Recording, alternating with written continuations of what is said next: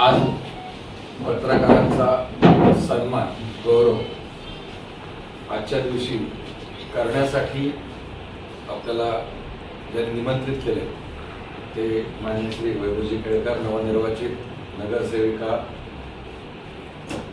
हेमाताई वैभवी केळकर, त्यानंतर आमचे मित्र रहीम सेंगुले आणि या राजवैभव पतसंस्थेचे उपाध्यक्ष म्हणजे साळवी आणि त्यांचे अधिकारी स्वप्नील आणि तुम्ही सगळे. आजचा दिवस हा खरा पत्रकारांना गौरवण्याचा आणि त्या निमित्ताने आपण जे कार्यक्रम आजचा जो कार्यक्रम इथं आखलाय तो खरंच चांगला आहे. पत्रकारांनी आम्ही असं ते बघितलं होतं, एक दिवस काय झालं होतं, सकाळी उठलो आणि मी उठून तयार झालो तर सकाळी असा चांगला ड्रेस काढून ठेवला होता, बाजूला दागिना काढून ठेवला होता, स्प्रे वगैरे ठेवलेला होता बायकोनी. आंघोळ करून झालं म्हटलं आज आपली अॅनिव्हर्सरी नाही, माझा बड्डे नाही, हिचा बड्डे नाही, काय नाही, आज विशेष काय आहे ते सगळं केलं ते. त्यावेळी तुम्ही सगळे पटापट सगळं आवरा, मस्त आज गोडधोड पण केलंय आणि जरा फिरून आहे मस्त पैकी. आज विशेष काय आहे तर आज बैलपोळा आहे ना, आणि त्यामुळे तेव्हा लक्षात दिलं म्हणजे हा बैलांचा पण दिवस असतो, पण राबराबणाऱ्या पत्रकारांचा दिवस नसतो.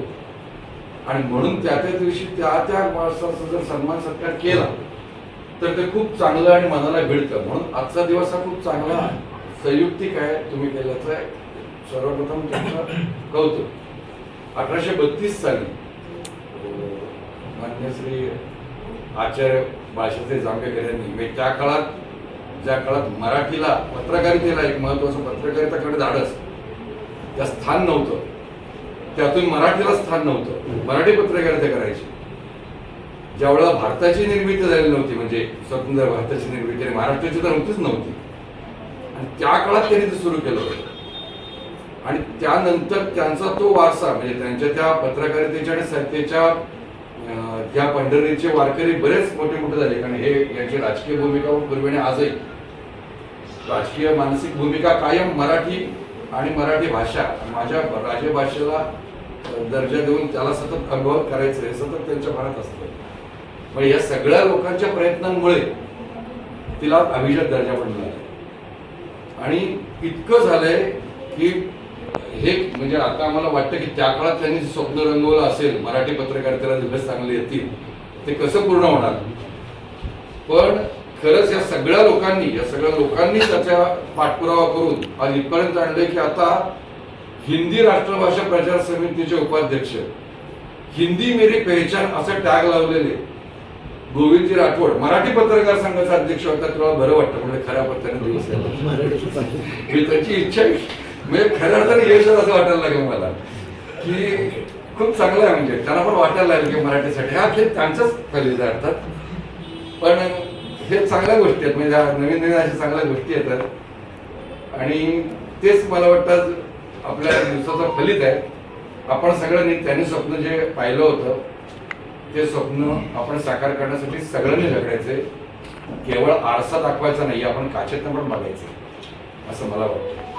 कारण तो जो लावलेला पारा आहे ना, कधी कधी तो ज्याचं वेष्टन असतं ते बऱ्याच गोष्टीने लपेटलेला असतं.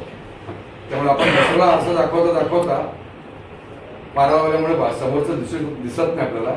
तर माझी सगळ्या पत्रकारांना इच्छा आहे की आपण कधी कधी काचेतूनही बघायचं आणि काचेतून बघत असताना आपल्या नजरेने जे टुपा येईल ते त्या योग्य माणसापर्यंत आशेने दाखवायचं असं मला वाटतं. तर त्या दर्पणचं आणि आपल्या पत्रकारितेचं खऱ्या पद्धतीचं या बाबतीने काय जास्त बोलू इच्छित नाही, कारण खूप विद्वान व्यासंगी माणसं आहे. तर आपल्याला सगळ्यांना पत्रकार दिनाच्या शुभेच्छा, वैभवजींना आणि या सगळ्यांचे आभार मानतो.